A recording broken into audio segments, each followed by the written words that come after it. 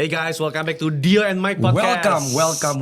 Well, we are being rooted in truth. And led by the Spirit. Alright, kita hari ini masih bersama dengan Dr. Hans Saputra, Betul. saudara, dan dia adalah seorang pendidik di salah satu perguruan tinggi swasta. Dia juga adalah konselor pernikahan, psikolog juga. Dan hari ini kita mau ngebahas judul yang menarik banget.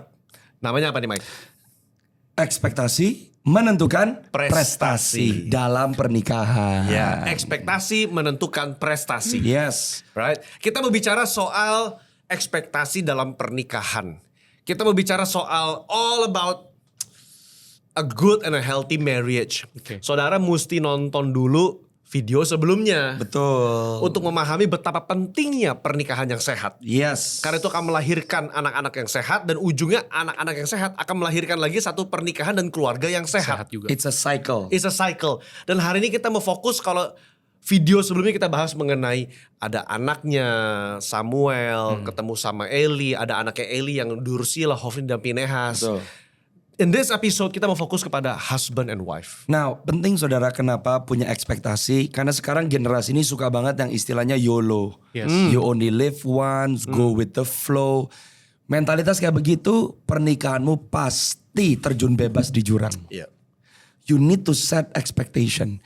Di dalam iman kekristenan, iman, pengharapan, dan kasih. Jadi iman yang sehat itu punya pengharapan. Iman yang sehat nggak buta. Iman yang sehat itu melaju kepada tujuan dengan penuh ekspektasi. Nah, pertama Dr. Hans juga adalah seorang psikolog, konselor yang berkelut di bidang premarital counseling. Yes. Jadi kalau ada orang-orangnya juga menyaksikan episode ini yang sedang cari premarital counselor bisa menghubungi Instagram Dr. Hans. Apa namanya Hans? Dr. Hans Saputra. Dr. Hans Saputra. Dr. Hans Hans Saputra. DR ya? DR. DR Hans Saputra. Karena ini profesional, jasa yang profesional, Ya, tentu akan ya. ada fee-nya, tapi saudara akan dibantu dan ditolong Yes. dengan data, dengan riset, dengan ilmu yang Ya. juga pastinya selaras dengan kebenaran firman. Amen. Alright. Jadi Hans, kita mau ngomongin apa nih? I mean, what is it about expectation? Yes. Kayaknya kita lihat gitu ya problemnya hari-hari ini gitu ya, anak-anak muda gitu. Setiap kali mereka mau menikah, ya contohnya paling simpel aja ya, di dalam premarital counseling gitu kita tanya kenapa mau menikah gitu ya. Mereka tidak bisa punya jawaban yang betul-betul jawaban mereka banget nih gitu ya. Alasan yang kuat kenapa mereka mau berdua memutuskan sepakat untuk menikah gitu ya. Bisa alasannya seputar udah lama pacaran gitu ya. Atau udah didorong-dorong sama orang tua gitu. Atau Umur. ya umur. Terus mesti menikah gitu karena saudaranya udah pada menikah bisa Iya. kayak gitu. Jadi Berarti ada dorongan pressure, orang social tua. pressure. Social and family pressure. Social and Oke. family pressure. Gitu. Jadi yang membentuk ekspektasi mereka di dalam pernikahan adalah yaitu tekanan-tekanan yang ada di sosial dan juga di keluarga mungkin. Dan mereka akhirnya ya udah memutuskan untuk menikah gitu. Ya, mungkin itu yang kita mau bahas hari ini. Itu berarti salah ya. Kalau sumber ekspektasinya salah, ya arahnya, tujuannya akhirnya juga bisa salah. Ya. Sedangkan sebagai orang percaya yang sehat, bisa dong seorang anak muda berkata, kenapa sih kamu mau menikah? Karena aku pingin jadi orang tua yang baik, membangkitkan generasi, membangun bangsa. Lima sehat, 5 Kayaknya sempurna. sekarang udah jarang ngomong begitu deh. Jarang banget kan? Malah beberapa malah udah mengadopsi child free marriage. Yes. That's for another topic. Yes. Oke, child free marriage. Mungkin kalau kita ada waktu kita bisa touch a bit Bahas, ya. on Sedikit, that. ya. Cuman hari ini aku mau mulai dulu.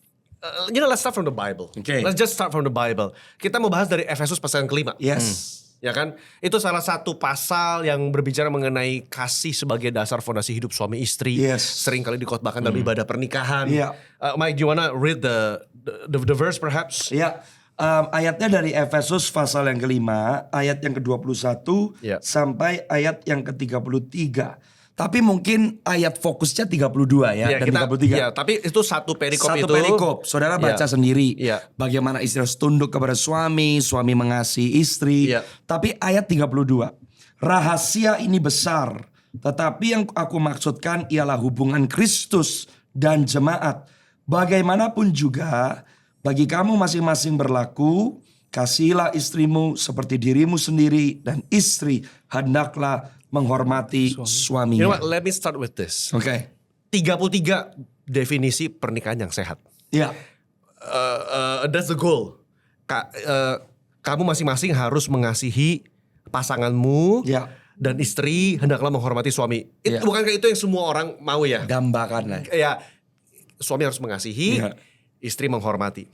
Hans, what is the biggest misconception about healthy marriage nowadays? Bahasa Indonesianya, apa miskonsepsi, kesalahan yang seringkali orang pegang terhadap pernikahan yang sehat? Ya. Apa sih pernikahan yang sehat?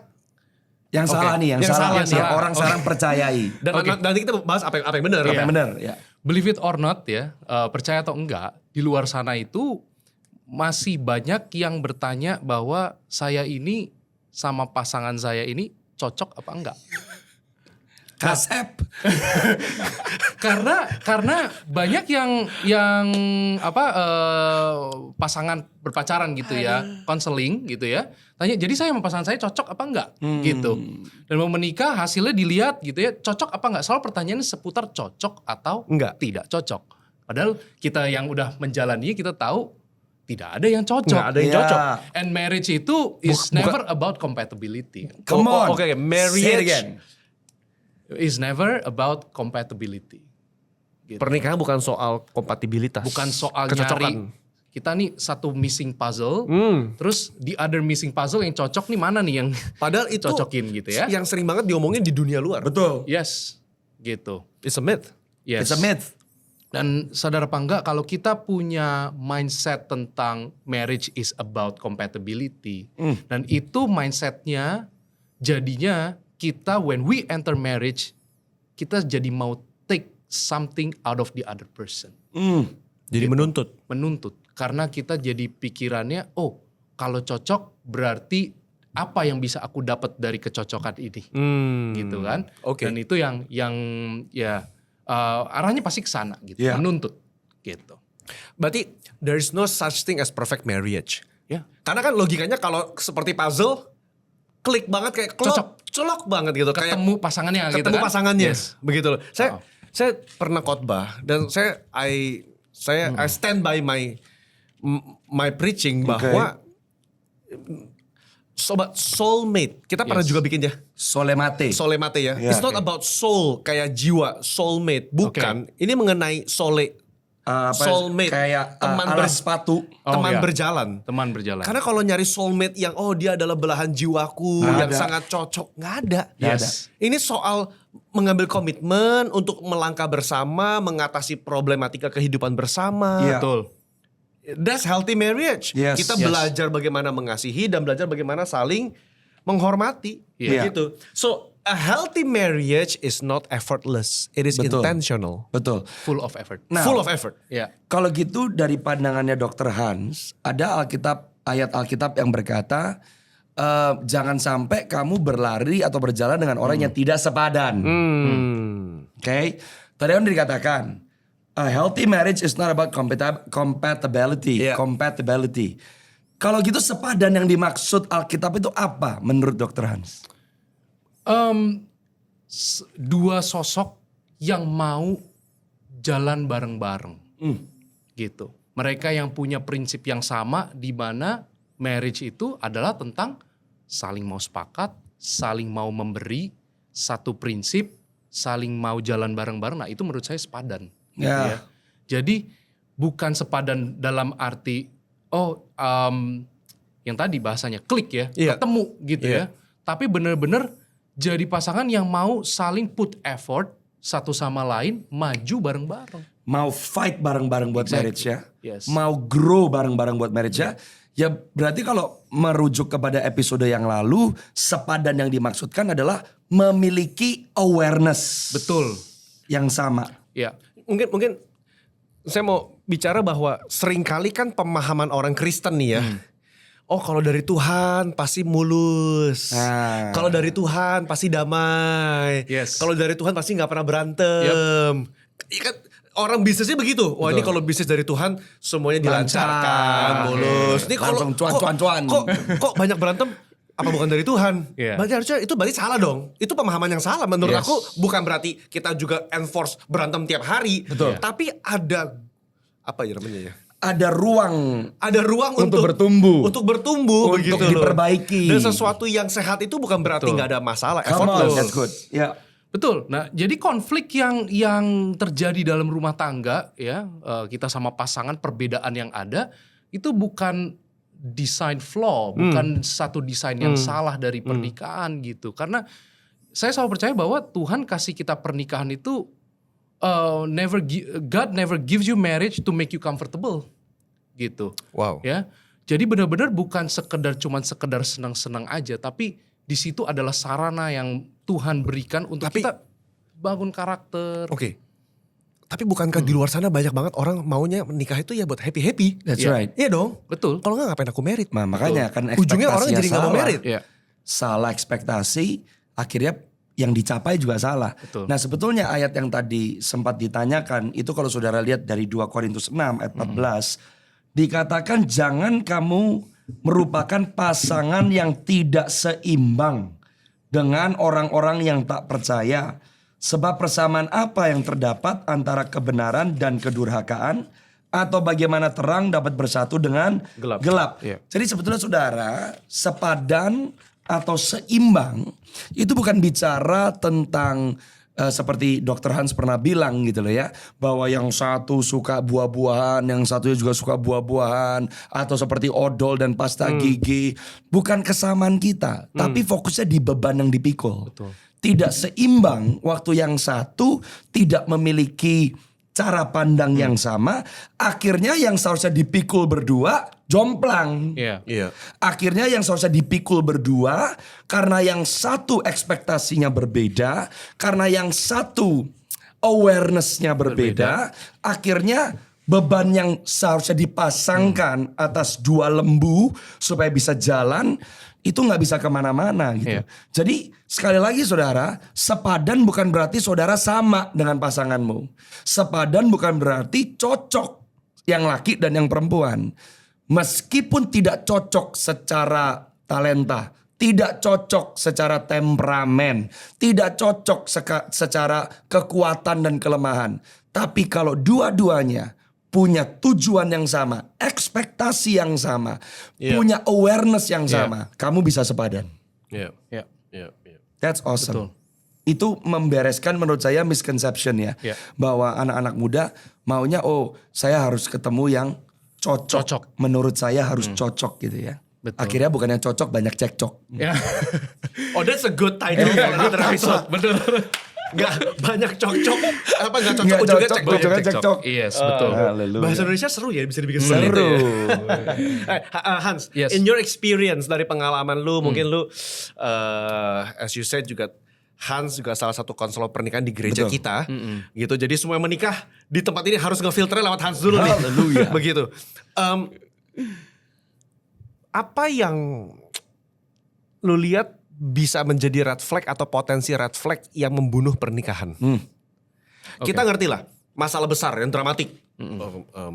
Selingkuh atau pakai obat atau judi online. Itu kan masalah yang besar, dramatik, bisa langsung nge-stop sebuah hubungan. Betul. On pause. Yes. Tapi hal-hal yang kecil-kecil nih, yang slowly, yang pelan-pelan yang mematikan, yang Betul. kita nggak kelihatan awal tapi lama-lama tuh bisa Yes. destroy your relationship. Jadi ketika dalam konteks konseling premarital yang sering aku lihat atau bahkan yang udah menikah kan beberapa kan juga ada datang untuk konseling. Itu satu pattern red flag yang kelihatan adalah selalu aku tinjau dari relationship dynamics. Ya, dinamika hubungan mereka bagaimana di dalam itu adalah sebetulnya simpelnya melihat pola komunikasinya dulu. Ketika pasangan sudah menolak untuk komunikasi dan deal with the konflik secara head on atau direct, mereka menolak untuk itu, menurutku itu red flag. Maksudnya udah nggak mau ngobrolin. Betul. Udah Ya. udah diem, Menghindar. Avoiding. berarti udah diem-dieman nih. Yes, avoiding. terus nggak mau lagi untuk saling mengaku, saling find the middle ground, find the solution, menurutku itu red flag gitu. Iya. Jadi kalau gampang menyerah, Iya. itu juga red flag ya. Iya, karena memang sebenarnya modal paling penting di dalam pernikahan yang langgeng itu apa? Resolving the differences. Itu butuh komunikasi. Dan modalnya itu di dalam sana kan 2 aja sebetulnya. Komunikasi efektif yang include bagaimana kita bisa menyampaikan pesan secara terbuka, secara jujur, tapi juga mendengarkan pasangan kita, komunikasi efektif. Dan yang kedua apa? Skill resolusi konflik kan. Itu kan modal dasar untuk kita bisa resolve differences. Oke, Hans, bagaimana dengan beberapa pernikahan yang saya temukan, mungkin yang sudah lebih senior daripada kita ya, Iya. karena untuk jaga image dan juga udah capek hatinya berantem, ya udah diem-dieman aja deh. Iya. Bener-bener avoiding, tapi masih serumah. Iya. Masih ke gereja bareng, di luar kelihatannya baik, bagus. Iya. Tapi hanya avoid each other. Udah diem-dieman aja Ya, lah. dan itu yang sering terjadi di masyarakat kita. Kita lihat yang namanya emotional divorce kan sebetulnya. Itu namanya apa? Come on. Emotional divorce. Emotional Jadi divorce. divorce yang terjadi jauh sebelum The actual divorce. divorce gitu. Dan itu mungkin jauh lebih common di masyarakat kita. Bahkan di dalam gereja pun mungkin itu sesuatu yang jauh lebih common daripada actual divorce. Jadi gitu. daripada saya malu, nanggung aib, cerai secara fisik, dan aku udah kesel sama kamu nggak cocok, Iya. udahlah kita do emotional divorce. Tadi waktu Dr. Hans ngomong begitu ya akhirnya banyak orang cuma punya social marriage. Iya. Tapi spiritually you're not married anymore. Iya, just for status aja. Just for status. Iya. Dan is that quite common, Hans? Di masyarakat kita iya. Karena Kenapa ya?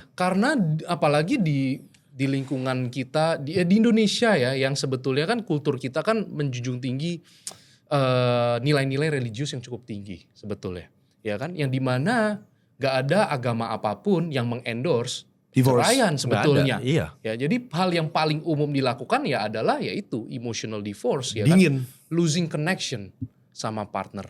Losing connection Oke. intentionally. Ada orang yang nonton terus bilang, ya udahlah keluarga nggak malu, kerjaan tetap jalan, yang penting masih serumah, nggak Iya. tebu. What is the danger? Apa bahayanya orang-orang yang lagi ngalamin emotional divorce? Ya dampaknya akan jauh lebih besar ya. Mungkin nggak actual divorce yang mereka alami, cuman kita tahu impactnya kemana? Perselingkuhan, ya. Dan yang paling clear anak-anak lah, Iya. gitu. Itu impact yang paling jelas, yang paling langsung kelihatan dampaknya ya ke anak-anak. Anak-anak belajar komunikasi yang buruk, anak-anak nggak belajar resolusi konflik di dalam family, yang dimana itu kan skill dasar yang mereka butuhkan untuk ketika mereka menikah nanti juga gitu, ajaran-ajaran penting itu. Berarti saya bisa bilang bercerai secara emosi lebih berbahaya daripada pernikahan yang penuh dengan konflik That's atau right. berantem. Wow, that's good. Saya ulang. Atau mungkin saya salah ngomong nih. Bercerai secara emosi Lebih parah. lebih parah daripada Masih menikah tapi berjuang dengan konflik. Iya. dengan konflik. Mendingan Ya, Masih kita ada masih konflik. konflik dan kita berusaha berusaha untuk menyelesaikan. menyelesaikan Daripada ketimbang kita diem-dieman. Diem-dieman. That's it. Kayaknya nggak ada konflik. Kayaknya nggak ada konflik nih. Tapi padahal konfliknya masih ada. Masih ada dan gak terselesaikan. You know what? Gara-gara ngobrol ini ya Dr. Hans. Karena gini, ada orang yang mungkin merasa oke, saya nggak punya anak. Tadi dikatakan salah satu bahayanya emotional divorce, dampak terhadap anak. Ada pasangan yang ngalamin perceraian secara emosi, nggak punya anak, kerjaan tetap jalan, Ya. pelayanan tetap jalan, hidup tetap jalan. Tapi dari sini saya baru sadar, tidak ada pernikahan dengan ekspektasi yang alkitabiah kalau kita nggak melibatkan Tuhan. Karena dengan jelas untuk seseorang yang punya hubungan intim dengan Tuhan atau memiliki hubungan pribadi perjalanan iman dengan Tuhan, nggak mungkin orang bisa tahan dengan emotional divorce gitu. Betul. Karena bagaimana dia memperlakukan sesama, apalagi pasangannya, akan sangat berhubungan dengan bagaimana dia sedang menghidupi kehidupannya bersama dengan Tuhan. Betul. Kecuali kalau kamu sama Tuhan gak ada hubungan apapun, Bener. kamu gak peduli hati Tuhan, ya kamu bisa fine-fine aja Betul. gitu loh. Waktu Iya. kamu lagi ngadepin emotional Betul. divorce. Tapi kalau kamu mengasihi Yesus, keluarga berantakan, itu gak compatible. Nah ini Mike, gue sering temukan, mungkin nanti bisa di clarify Iya. sama Hans. Orang bisa mendikotomi, dia bisa mengkotak-kotakan antara hubungan sama Tuhan, hubungan sama istri. Pasangan. Ya. Tuhan ya Tuhan. Keluarga ya beda. Mm. Jadi orang bisa seolah-olah terlihat rohani di gereja, Iya. pulang ke rumah berubah muka. Iya. Berubah aja. Iya. Ya udah, ya aku nggak akan marah-marah, emotional divorce, ya gue diam aja. Diam aja. Udah capek, ya udah. You do you. Tapi minggu ke gereja lagi. Iya. Dan pelayanan. Dan pelayanan. Wah, nangis-nangis dalam hadirat Tuhan. Tapi pas pulang, anjingmu Why? nangis lihat mukamu. What do you say Dr. Hans? Gimana ngadepin orang kayak begini? Oke, ini saya mungkin harus bicara dari bagaimana pandangan pribadi saya juga Iya, gitu ya. Yes. Karena buat saya secara pribadi ya, untuk menikah dan menjalani pernikahan dengan beban yang ada di dalam pernikahan, tanggung jawab yang ada dalam pernikahan, kalau buat saya pribadi rasanya gak mungkin untuk kita menjalaninya di luar Yesus, menurut saya gitu. Karena untuk bisa menikah itu kan adalah satu undangan untuk kita mengasihi seseorang secara unconditional. Bener kan ya? Dan itu kan makanya di firman mungkin Pastor Mike dan Pastor Yu bisa bicara lebih banyak. Cuman kan Tuhan kan bicara bahwa pernikahan ini gambaran seperti Kristus dengan Mengasihi jemaatnya. dengan jemaatnya Iya. gitu. Jadi it's a blueprint for marriage gitu kan Iya. menurut Alkitab gitu. Hubungan itu kan adalah blueprint for marriage gitu. Dan itu rasanya kalau buat saya pribadi saya melihat gitu ya, orang-orang yang tadi Pastor Dio deskripsikan, mendikotomikan hubungan antara Tuhan dengan pasangan ini suatu hal yang berbeda. Saya rasa orang itu juga punya definisi terhadap hubungannya dia dengan Tuhan juga salah. Come on. Yang dimana dia hanya memandang semua kebiasaan habit dia dalam beribadah itu mungkin hanyalah satu bentuk rutinitas ritual agamawi semata gitu. Correct.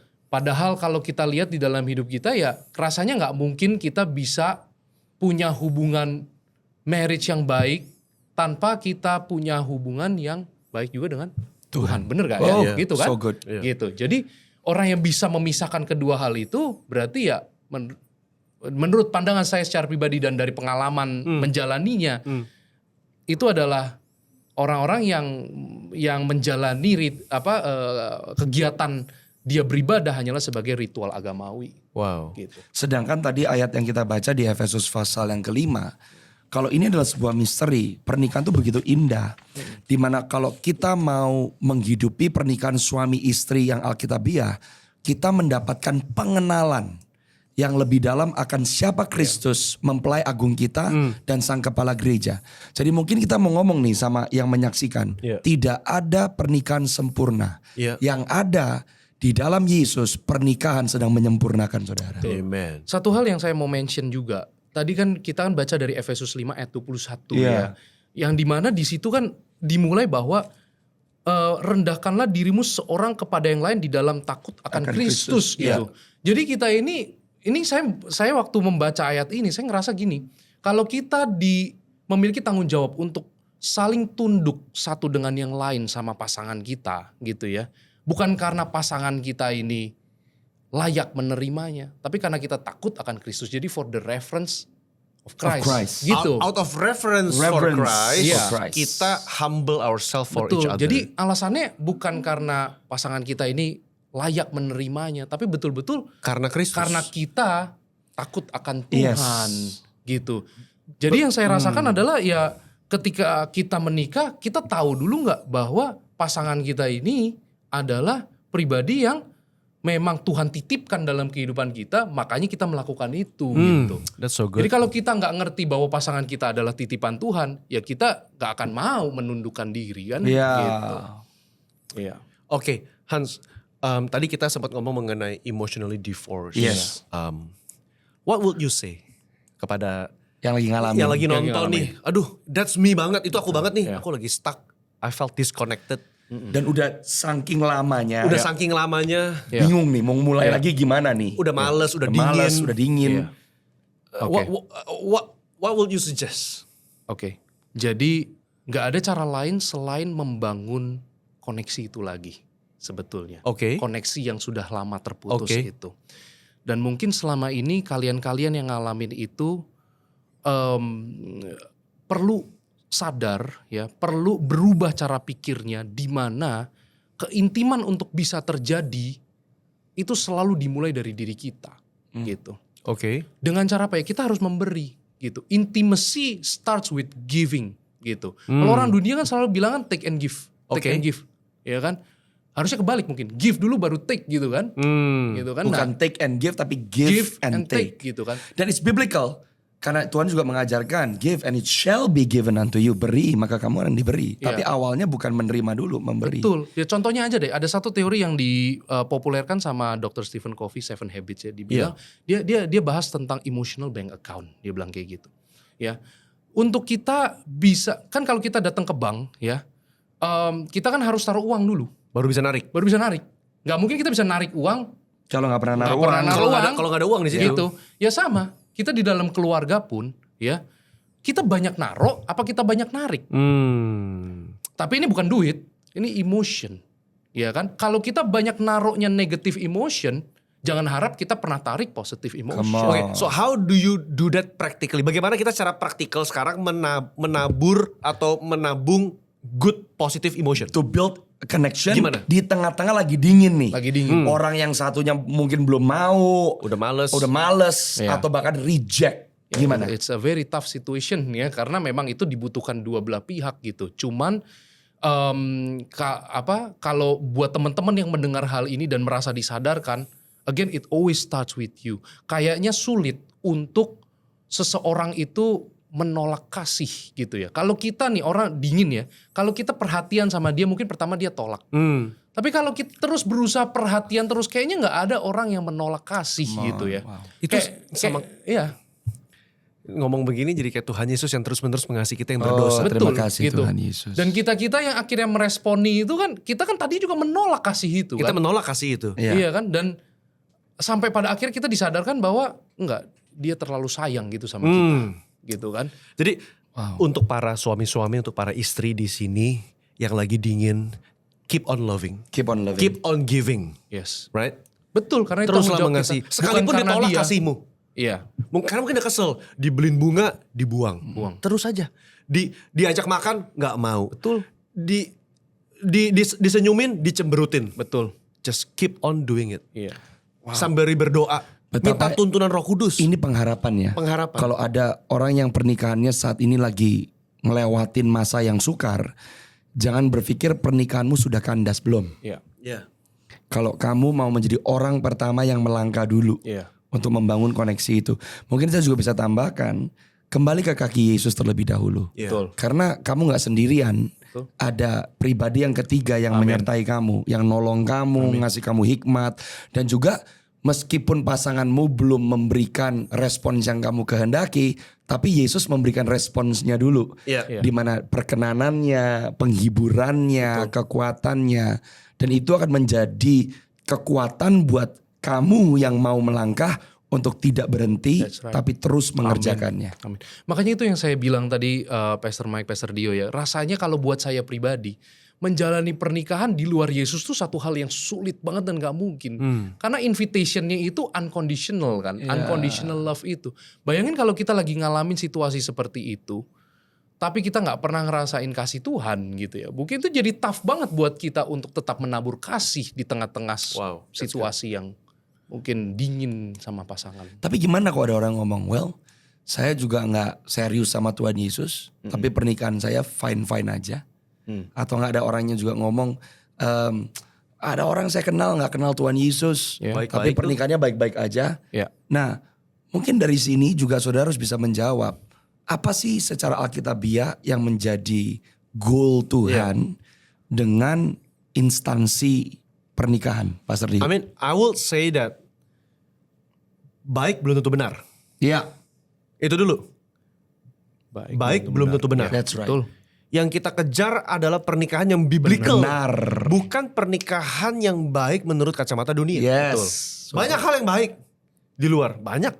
Tapi apakah itu alkitabiah? Yes. Apakah itu biblical? Standar kita. Standarnya ini. Iya. Ini ini pewahyuan khusus kita gitu. This is a specific revelation. Dan gitu kita harus mencintai sang kebenaran ini. Iya. Jadi mungkin ada saudara juga jangan berpikir, jangan settle, yang penting pernikahan saya baik-baik aja. Iya. Tapi bangunlah pernikahan yang benar, supaya hidup kita benar. Dan akhirnya reward kita ya sang kebenaran itu sendiri, Yesus Dan itu Kristus. menjadi sebuah otokritik bagi kita, couples Kristen, Oh, bahwa that's so kita good. pun juga ada tanggung jawab moral Betul. untuk menghasilkan buah roh Ya. yang sepadan sesuai dengan keselamatan kita Iya. kepada orang lain. Karena Iya. kalau kita juga nggak bisa menunjukkan, ya bagaimana mereka bisa mengenal Kristus. Begitu. Mungkin Dr. Hans sebelum kita selesai, what would you say? Apa yang Dr. Hans mau katakan kepada semua pemirsa, khususnya yang belum menikah? Apa ekspektasi yang sehat and what to expect dalam pernikahan yang sehat? Oke. Menikah pasti butuh usaha. Ya, tidak ada pernikahan yang terjadi begitu saja dan hasilnya baik gitu. Tidak ada pasangan yang compatible, perbedaan itu pasti ada. Ya. Dan penting untuk kita pahami bahwa di dalam pernikahan, ketika kita memutuskan untuk masuk ke dalam pernikahan dan mengharapkan keintiman di dalam pernikahan itu, it always starts with you. Ya, kamu yang harus selalu mulai untuk memberi dulu. Ya, jadi mindset masuk ke pernikahan itu bukan tentang taking, tapi it's always about giving first, gitu ya. Give, dan saling sibuk memberi satu sama yang lain. Wow, I like that. Saling sibuk memberi. Saling sibuk memberi, saling mendahului dalam memberi, gitu ya. Jadi itu mindset yang kita harus bangun pas masuk pernikahan gitu. Nah, ekspektasi yang di luar sana yang sering kali terjadi adalah masuk ke pernikahan dapat apa? Nah, itu mindset yang salah di dunia ini kan. Menikah sama dia, orang mengharapkan benefit dari pernikahan ini ya, keuntungan secara ekonomi, social pressure yang tidak lagi terjadi, pressure dari keluarga yang lagi tidak terjadi gitu kan karena menikah. Dan itu semua mindset yang salah gitu ya. Kita tahu bahwa kalau kita mau membangun keluarga yang sehat, it always starts with you giving first. Amen. Nah tiba-tiba nih keinget ya, aduh padahal kok nanya ini awal-awal bagus juga. Dari sisi ilmu, 10 tahun pertama pernikahan, what to expect? Scientifically, Ya. supaya orang-orang at least anak-anak muda yang denger ini tahu oke, mau membangun dengan landasan yang benar. Ya. 10 tahun pertama karena keadaan zaman, tantangan yang ada, norma-norma, what to expect di dalam 10 tahun pertama pernikahanmu? 10 tahun pertama udah pasti it's more challenging ya. Karena udah pasti kita melakukan banyak yang namanya penyesuaian. Gitu. Adaptasi. Ditambah kita hidup dibilang istilahnya the age of distraction ya. Kita ini hidup di era distraction gitu. Di mana sebagai pasangan menikah kita itu didistract dengan tren yang lagi terjadi gitu ya. Banyak pasangan di luar sana yang saya lihat juga FOMO gitu ya. Lihat pasangan lain liburan ke sini, mau juga pengen punya ini, punya itu. Kenapa kita nggak kayak pasangan ini dan pasangan itu? Nah, itu satu hal yang tantangan tersendiri di zaman ini gitu ya. Tapi udah pasti di 10 tahun pertama kita perlu yang namanya banyak penyesuaian itu ya. Nyocokin sama pasangan, kesepakatan sama pasangan terkait dengan nilai-nilai, terkait apalagi 10 tahun pertama pasti kan biasanya dikaruniai anak segala macam ya. Parenting itu harus dibicarakan ya. Namanya juga 10 tahun pertama pasti membangun dari segi ekonomi, dari parenting, semuanya ini fase membangun. Nah, fase membangun ini banyak kesepakatan yang harus dibangun. Nah, jangan heran di fase-fase kesepakatan ini udah pasti banyak yang namanya ya gesekan gitu ya. Gesekan yang terjadi dan itu yang mau expect lah pastinya. Let me close with this. Okay. If in the book of Revelation there is tribulation, so you do expect tribulation. At least 7 years. 7 years. Okay, that's a joke, guys. But I can't help it. Iya. It's a 7 years of tribulation. Iya. Okay, by God's grace. Iya. If you're a mid-tribulation, it's only 3.5. Tapi tadi bagus tuh, Dokter Hans bilang apa? 10 tahun pertama fokus membangun. Iya. Kalau belum lihat hasil, tetap membangun. Keep on giving. Keep on giving. Sibuklah bangun. memberi. Dan ya memang ya Tuhan udah kasih siklus ya. Kalau anak-anak udah masuk ke teenagers ya. Meskipun mereka lagi find out tentang who they are. Tapi teenagers kan sekarang udah bisa respon sama orang tuanya. Kayaknya orang tua kalau udah menanamkan nilai-nilai yang benar bersama dengan Tuhan dan pertolongan Roh Kudus. Kayaknya di Indus teenagers, anak-anak mulai berkembang pun sekarang udah bisa jadi mitra buat orang tuanya. Jadi sahabat buat orang tuanya. So saudara udah mulai terima sesuatu nih. Bener. Karena apa yang udah dibangun. Betul. So keep on saya suka banget itu. 10 tahun pertama fokus on membangun. Betul. Ada satu lagi Pastor Mike yang saya ingat ayatnya juga ya. Mungkin Pastor Mike lebih hafal. Ada ayat yang bilang kan iron sharpens iron. Come on ya. Apa sih? Besi menajamkan besi, terus manusia harus menajamkan sesamanya. sesamanya. Ya. Saya jadi ingat ayat itu aja. Besi menajamkan besi ini kan when there is friction itu pasti ada yang namanya pressure, ada heat, ada panas. Dan friction itu nggak pernah nyaman. Gitu. Dan rasanya itu menggambarkan pernikahan yang ekspektasi dalam pernikahan ya seperti itu. Setiap hari bagaimana kita digesek sama pasangan kita yang namanya gesekan pasti panas, pasti nggak nyaman. Dan itu satu hal yang normal dan dialami. Yang paling penting respon kita gimana. Gitu. Amen. So good. Man, I hope you guys are all blessed by this episode. So please, kalau saudara diberkati, subscribe, share, thumbs up, bagikan link ini kepada yang lain, saudara. Dan kalau saudara nggak suka, saudara bisa thumbs down. But I hope you guys are all blessed. See you in the next episode. God bless you. Take care guys.